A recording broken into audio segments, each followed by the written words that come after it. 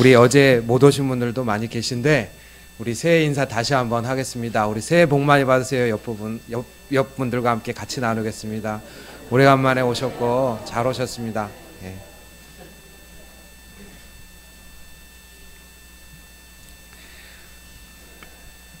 혹시 처음처럼이라는 말을 아십니까? 예. 예. 이제 마치 손님이 주인을 내쫓고 손님이 주인 자리를 차지한 것 같은데, 예, 처음처럼을 제가 인터넷에 쳐보니까 나오긴 나오더군요. 처음으로 마의 금기의 벽을 깨고 20도의 벽을 허물어 16.7도로 출시된, 예, 뭐 소주다, 원래 뭐 그린 소주다, 뭐 그렇게 이렇게 인터넷을 보니까 나옵니다.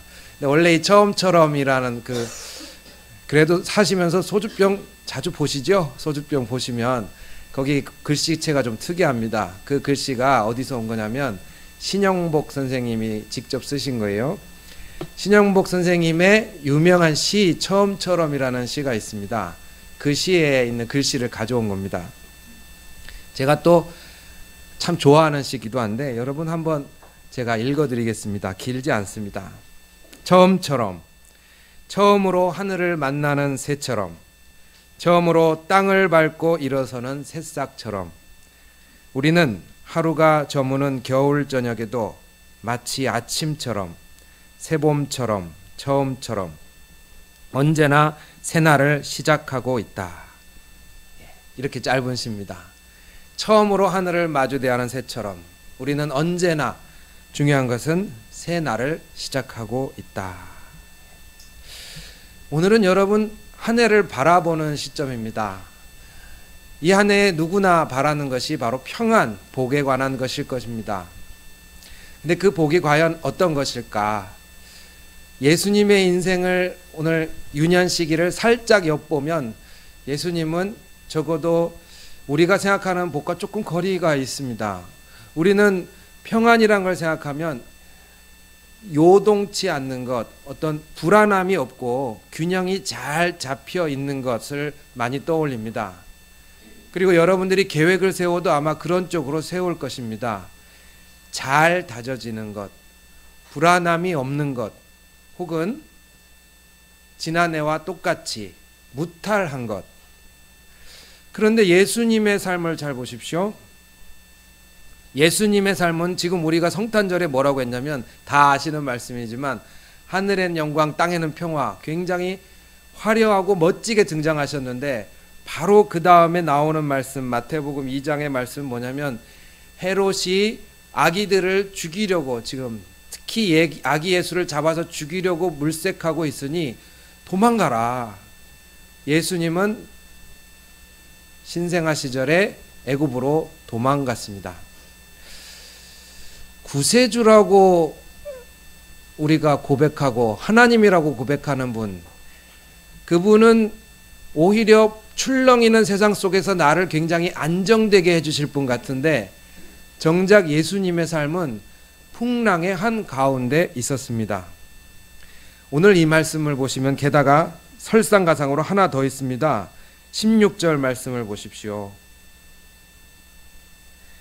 베들레헴에 2살부터 그 아래 어린애들을 다 죽였습니다. 이 말씀을 보면은 저는 사실 좀 억울합니다. 그 사내 애들은 무슨 죄가 있나. 이 말씀을 보면 마태복음에만 나오는 장면인데 이 말씀을 여기 넣은 이유가 있습니다. 사내 애들이 죽었다라는 그 이야기는 앞에 여러분 구약 성경을 보시면 출애굽기에 그 장면이 나옵니다. 출애굽기 말씀에 보면은 그 히브리 애들, 노예의 아이들이 너무나 인구가 많이 늘어나기 때문에 그 이집트 파라오 황제가 애들을 잡아서 낳는 즉시 죽여라. 사내 애들은 죽여라. 여자애들은 사실 많아봐야 위협이 안 되니까 사내 애들은 죽여라 해서 죽이려고 돌아다니는 장면이 출애굽기에 등장합니다. 그 장면에서 죽음을 피해서 모세가 물에 던져지게 되는 것이죠. 여러분들 출애굽기 1장부터 읽어보시면 바로 이 장면이 나옵니다. 근데 재밌는 것이 그 아비규환의 아이들이 죽어가는 곳에서 십부라와 부하라는 두 할머니 산파가 있습니다. 이 산파들이 무슨 역할을 했냐면 병사들이 와서 살해하면 바로 그 자리에서 죽이는데 십부라와 부하가 애들을 숨겼어요. 애들을 숨겨서 그 애들을 살려냅니다. 그래서 결국에는 모세도 살았고, 원래는 낳자마자 그러니까 죽임을 당했어야 되는데 모세도 그렇게 해서 살았습니다. 이 역사가, 출애굽기의 역사가 마태복음에 그대로 가져와져서 여기 붙여졌습니다. 무슨 얘기냐? 우리는 평안과 소망의 왕 예수님, 그러면 우리가 생각하는 평안이라는 게 이렇게 불안한 요소들을 제거하는 것. 경제적으로 불안하면 혹시나 우리가 뭐 리스크란 말을 많이 쓰죠.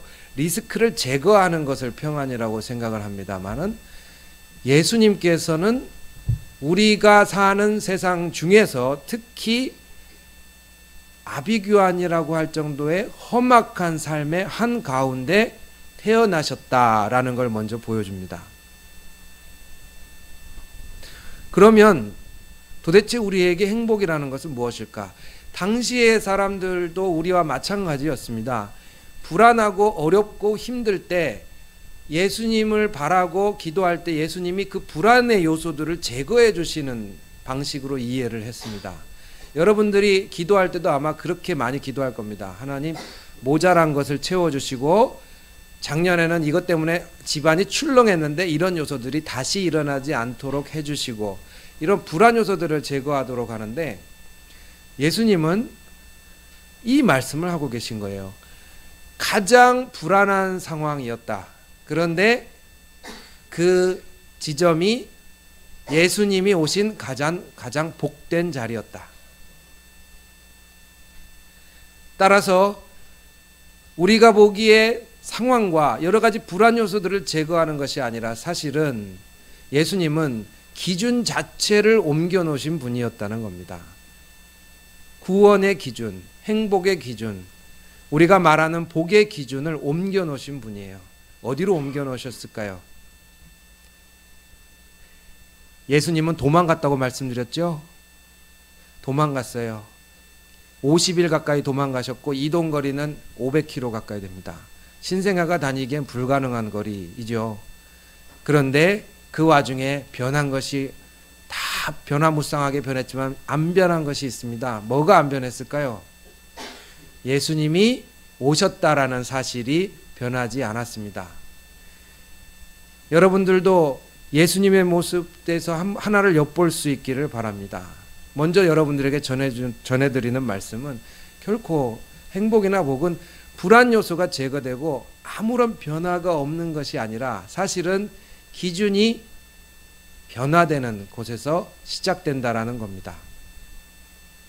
이것을 좀 더 신앙적인 고백으로 바꿔보면 전 여러분이 이 고백을 할 수 있기를 바라는데, 뭐냐면 태산을 넘어 험곡에 가도 주님과 함께 약속한 말씀이 변치 않는 것이다 라고 하는 고백들이 나온다면, 이제는 불안하거나 어려운 요소가 제거된 것이 복이 아니라 그곳에서 또다시 처음처럼 발 딛고 서 있을 수 있는 지금 내가 살아있다라는 것이 가장 큰 구원의 소식이라는 것을 알 수 있습니다. 이렇게 기준을 바꿔보니까 뭐가 바뀌었는지 아십니까? 제가 지금 구약의 출애굽기 얘기하지 않았습니까? 원래 애굽에서 노예들이 도망 나왔습니다. 그죠? 어디로 갔습니까? 가나안 땅으로 갔습니다. 애굽은 살 수 없는 땅, 가나안은 도망가서 피한 땅입니다. 지금 예수님은 거꾸로예요. 가나안에서 애굽으로 갔어요. 애굽이 오히려 예수님이 계신 땅이 되었습니다. 이스라엘 사람들 머리에서 애굽은 사악한 땅, 불안한 땅, 거기 가면 풍요롭긴 하지만 우리는 소수민족이라 멸시당하는 땅. 요즘같이 동남아에서 온 외국인 노동자들이 우리나라에 오면은 학력과 그 이전의 경력에 무관하게 천대받듯이 애굽은 그렇게 많은 사람들이 부유함 때문에 가서 있었지만은 천대받는 땅이었습니다. 그런데 그곳에 예수님이 계심으로써 기준이 바뀌었습니다. 그 애굽은 주님이 계신 땅. 이스라엘은 스스로 거룩하다 했지만 주님이 계시지 않은 땅이 되었습니다. 여러분, 그래서 예수님은 우리가 엄청나게 땀 흘리고 피땀 흘리면서 아비규환처럼 살아가는 이 세상의 한가운데에 발 딛고 서는 것을 평화의 소식으로 선포하셨습니다. 여러분들도 그래서 상황을 보는 것이 아니라 예수님과 함께라면 이라는 말을 같이 떠올릴 수 있는 여러분이 되시기를 바랍니다. 기준이 바뀌었을 때 사람에게는 다른 길도 보이게 됩니다. 여러분, 부부간에 갈등이 있을 때 제가 많이 옆에서 배우는 것은 뭐냐면, 부부간에 갈등이 있을 때 그 집안이 전혀 큰 소리가 나지 않고 안정적인 것보다 그 갈등을 서로가 인지할 수 있을 정도로 드러낼 수 있는 것이 건강하다고 배웠습니다. 서로 간에 맺힌 것이 있으면 그것을 말할 수 있을 때까지 된다면 그것은 불안한 것이 아니라 회복되기 시작했다라는 겁니다. 오히려 서로 웃으면서 잘 지내고 갈등이 묵혀져 있는 것보다 일진보하는 것이죠. 예수님은 우리에게 그런 구원을 말씀하셨습니다. 모든 방해 요소, 불안 요소, 재앙이 없어지는 게 아니라 그곳에서 발 딛는 내가 이전과 다른 발을 딛고 있다라는 사실, 그것이 우리 그리스도인들이 주님 앞에 얻을 수 있는 위대한 소망입니다.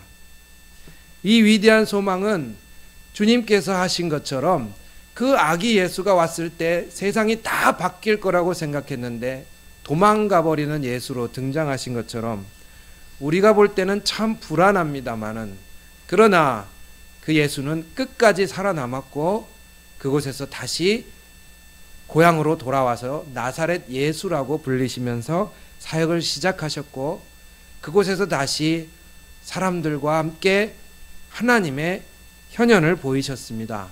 그것이 예수님의 방식이셨습니다. 여러분에게도 그것이 복이 되었으면 합니다. 제가 얼마 전에 상담소 예배에서도 잠깐 이 말씀을 나눴지만은 그렇습니다. 최근에 나온 책 중에 메시라는 책이 있습니다. 이 영어 단어인데 한국어로 표현하자면 어지럽혀진 상태를 얘기합니다. 근데 제목은 어쨌든 메시로 나왔습니다. 제가 굉장히 싫어하는 상황 중에 하나거든요. 어지럽혀진 거, 방이 굉장히 어지럽혀지고 물건이 제멋대로 있는 거. 그런데 이 메시가, 즉 굉장히 어지럽혀진 상태가 사람의 창의력을 끌어내는데 결정적인 상태라고 합니다. 근데 저는 그 책을 읽으면서도 굉장히 싫었어요.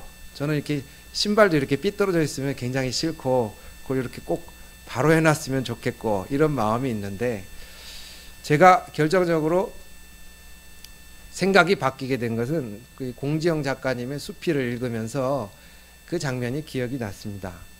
공지영 작가님이 그 방이 어지럽혀지고 청소하지 않는 것에 대하여 이렇게 얘기합니다. 그거에 대해서 스트레스 받을 때, 나는 정리되지 않은 물건을 보는 능력이 그동안 참 없었다 라고 얘기합니다.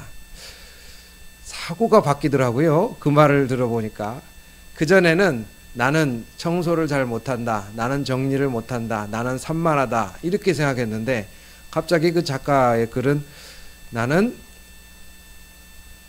어지럽혀져 있는 물건이 제 위치에 있지 않은 물건을 보는 능력이 부족하다, 이런 얘기를 들었습니다. 똑같은 얘기입니다. 예수님께서는 우리의 복의 기준을 바꿔놓으세요. 오늘 여러분의 기도도 한번 이렇게 바꿔보시겠습니까? 주님, 모자란 부분들이 채워지고 불안한 요소들이 제거되는 평안보다 내가 발 딛고 있는 곳에서 다시 처음으로 한 걸음을 내디딜 수 있는 그것이 나의 행복이었으면 합니다 라고 기도해 볼 수 있는 여러분들이 되시기를 바랍니다. 예수님은 그렇게 아비규환을 거룩한 길로 만드셨습니다. 살아남음과 생명의 끈질김으로 만들어 가셨습니다. 여러분들도 다시 이제 소주 이름이 아니라 처음처럼 하늘을 처음 나는 새처럼 365일이면 어떤 분은 365번 꺾일 일이 많겠지만 애굽으로 도망가서도 그곳이 하나님이 계신 곳으로 만든 것처럼 여러분의 발걸음이 꺾이지 않는다면 그곳이 주님의 제자가 있는 곳이 될 줄 믿습니다. 같이 기도하겠습니다.